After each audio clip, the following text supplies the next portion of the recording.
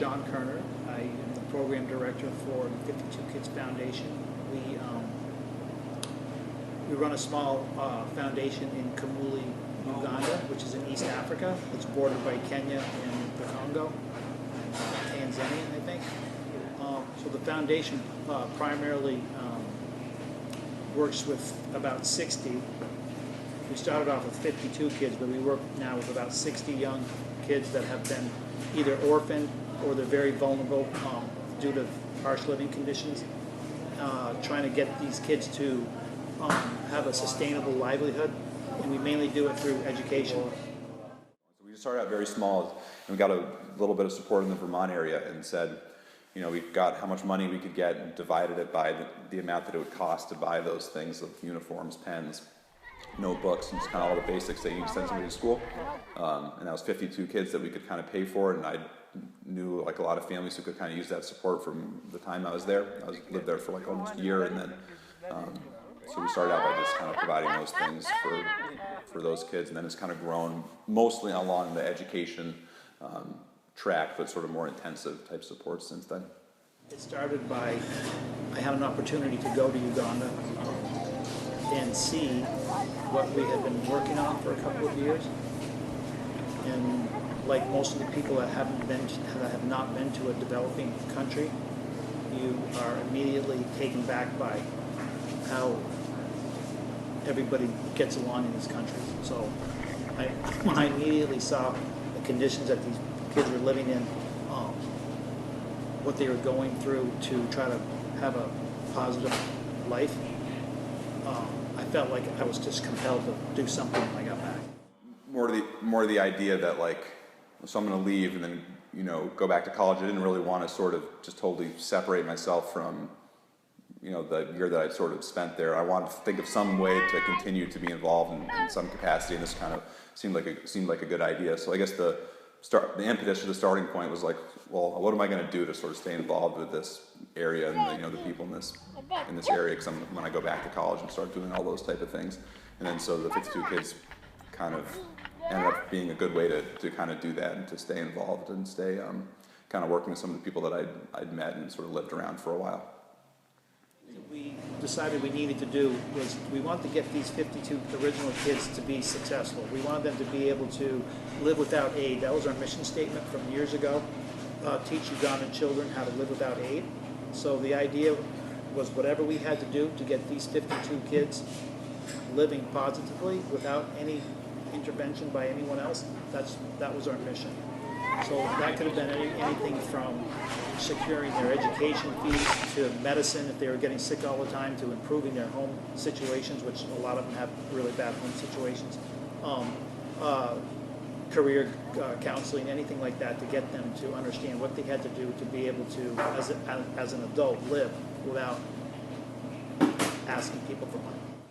We're trying to get some fundraising going on in Uganda itself for 52 kids, and there's been some success. It started out being, you know, no fundraising in Uganda. You know, it was all from, you know, here, U.S., basically Vermont, doing that. So we tried to set up some things in Uganda itself that are either like profitable, like there's an internet cafe that these you know, young people run on there that does make a little bit of money. Then also we had like a big concert there with a local celebrity who came to like a benefit concert to raise some money and things like that. So we're trying to explore ways to be more sustainable in terms of can we get some more buy-in and support and fundraising from within Uganda itself. So that's one. And my budget's small. I mean, it's easy math. Our budget's around $50,000 a year, and we've been in business now for 10 years. And some years we raise more than that. And then when we have had those years where we've raised more than that, we've taken on jobs like building wells, renovating small classrooms, building a dorm for the kids to stay in, microfinance, little things like that. But our core mission is to pay the tuition, to pay these kids to stay in school. Because that is what I'm finding out to be the ultimate thing that these kids can achieve, is a degree.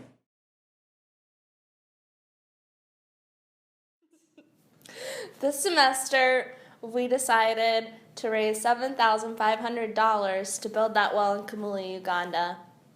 And so what we decided to do is we decided to start this campaign where we were raising money.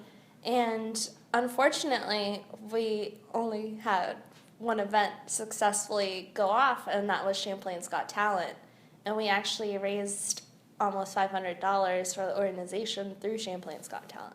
We kind of divvied up who was going to do what, but at the same time it played to everybody's strengths. We had to get a list of performers. We also had to enlist a bunch of donations from places in the community that were willing to support our cause and also support Champlain College and its students. When we tabled, I only actually tabled once, but we got a couple signups. What we did was myself and Julia would not yell at people, but get their attention about what the talent show is, and we had candy to give to them to encourage them to sign up.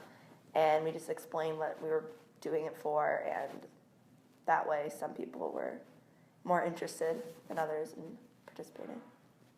We hung signs, made sure the auditorium was clean, and made a list of who was going to be performing and what their stage name was going to be. Talked to the judges, made sure that they knew what their responsibilities were, and just kind of let it become what it became. It was very organic.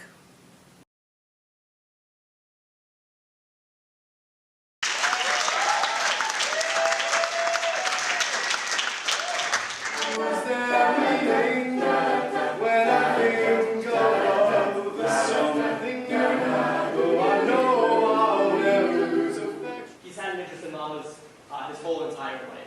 His family raised a llama farm. His dad taught him the ways of the llamas. Those llamas? Yeah. Working the bully that just won't let me be. Try to keep me busy, tussling and struggling. Still always remembering.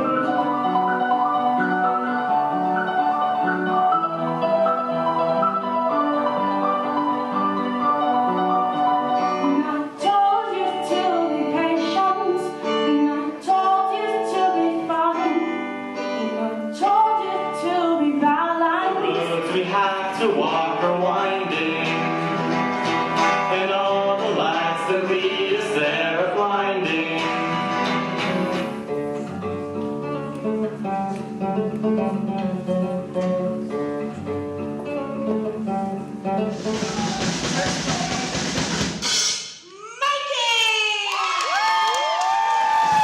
I'm happy about the turnout. I think that the charity will definitely benefit from the finances that it gains tonight, and hopefully Champlain can make the world a better place.